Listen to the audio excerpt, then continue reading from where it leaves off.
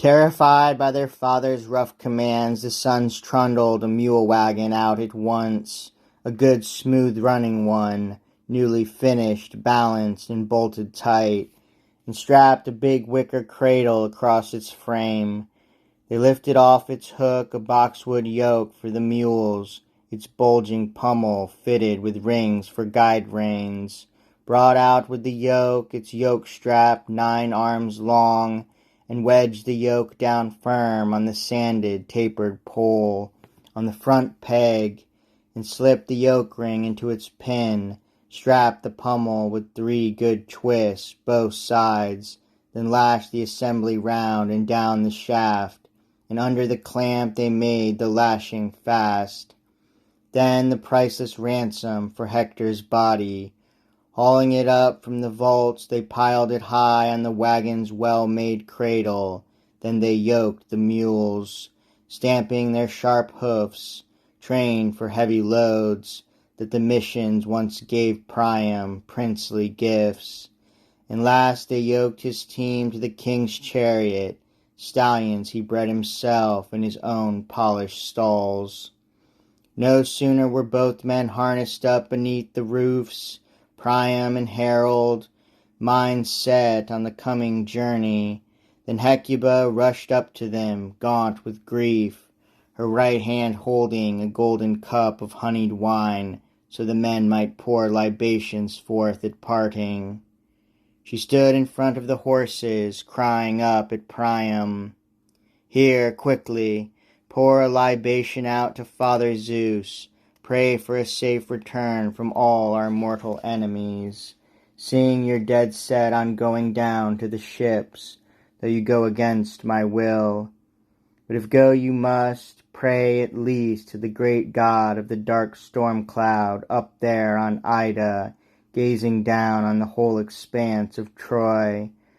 Pray for a bird of omen, Zeus's wind-swift messenger, the dearest bird in the world to his prophetic heart, the strongest thing on wings.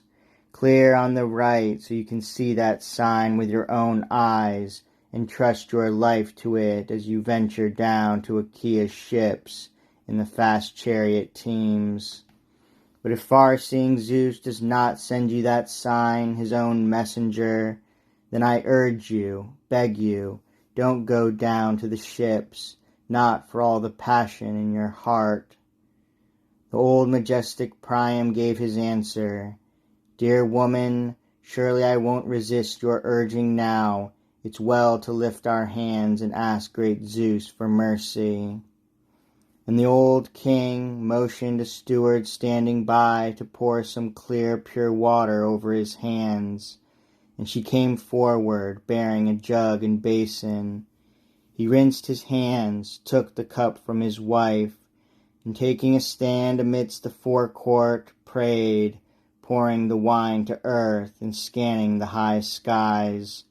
Priam prayed in his rich, resounding voice, "Father Zeus, ruling over us all from Ida, God of greatness, God of glory, grant that Achilles will receive me with kindness, mercy.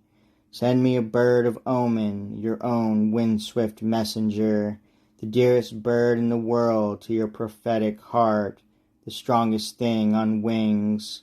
Clear on the right so I can see that sign with my own eyes, and trust my life to it as I venture down to Achaea's ships and the fast chariot teams."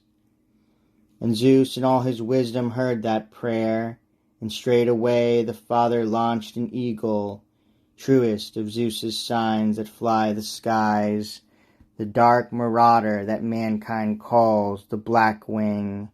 Broad as the door of a rich man's vaulted treasure chamber, well fitted with sturdy bars, so broad each wing of the bird spread out on either side as it swept in through the city, flashing clear on the right before the king and queen. All looked up, overjoyed, the people's spirits lifted.